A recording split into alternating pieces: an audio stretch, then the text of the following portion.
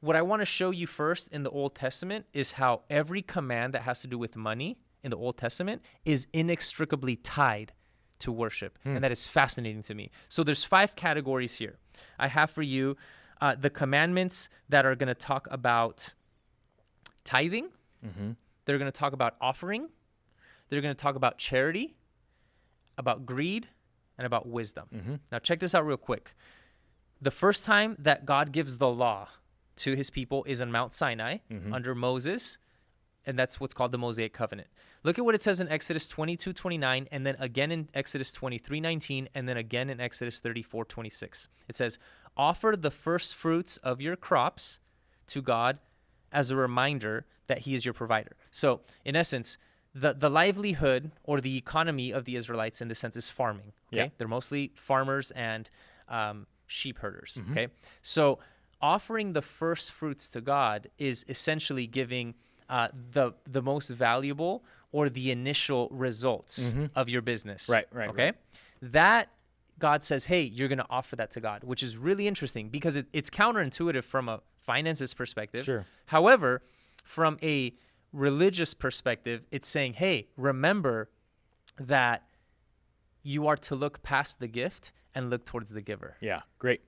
And so it's saying, in essence, remember that not only did you not will this success to happen, but it also came from someone who is not only looking for your crops or not only looking to give you blessings, but he's looking to shape who you are. Right. So there's, from the beginning, right, these commands of offerings are tied not only to have a perspective about money, but to have a contemplative attitude about who's my giver and what do I look like when I ponder upon that giver. So the very nature of the gift is supposed to encourage reflection. Exactly. That leads to transformation. Because of who the giver is. Yeah. That's fascinating to me. Yeah, that's wild. Look what it says about tithing in Malachi 3:10. The command for tithing, it says, hey, test me, go ahead and give me these tithes and see if I will not open the floodgates to give you more, essentially is what that's saying. Right. Which is really interesting, right? So essentially what God is saying is, hey, you think that 10% is a lot of your salary?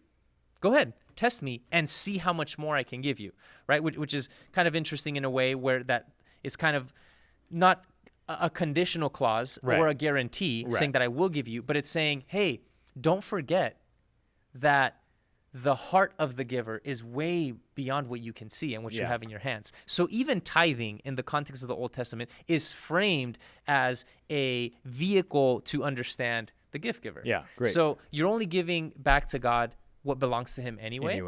And what's really interesting is that God, unlike the pagan gods, he doesn't need food, right? There's this psalm where he says, like, you think I need these sacrifices? You think that everything doesn't belong to me and I can't have it already? So the issue isn't to somehow satiate this capricious or this whiny God. That's not the issue.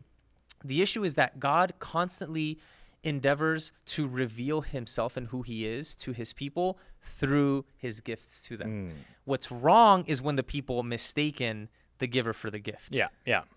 And so again, in Ecclesiastes 22:25, it says, hey, when you lend money to a brother or sister who is in need, do not charge them interest. Why? Because this is not a business transaction. Because lending money to somebody who is in need is you're supposed to see them how God sees them. And so love of God is then going to lead to love of neighbor. Yeah, and what a beautiful reality, right? Like we can step into that in terms of being the giver in that exactly. moment. Because what the law then is doing is it's divine revelation that transforms the law keeper to look like the law giver. Yeah. Isn't that amazing? Yeah, that's really cool. I mean, that's really that's a lot more full of a picture than what we typically hear like on a Sunday morning, like, hey, make sure you give your 10% on the way out kind of thing. Right. And like I said, we're going to get to the pragmatic questions. Like, we're going to talk about how expensive shoes should a pastor wear, like, or should I buy a Bentley if I could? Like, we'll talk about that. But what I'm trying to do here is I'm trying to show you that through the story of the Bible, there's a unique thread and a perspective that God gives to his people about wealth that I think is so often overlooked when we go right to the pragmatic questions and we don't We don't see this. We overlook it. So the last thing I'll say here is look at Ecclesiastes 5:10. It says, whoever loves money never has enough and is never satisfied. And so what's really interesting here is the converse is also true, that when you love the giver more than the gift, you're going to begin to look like the giver. Yeah. But when you are obsessed or infatuated with the gift itself, with wealth, then you're bankrupt already. Yeah. The irony of that.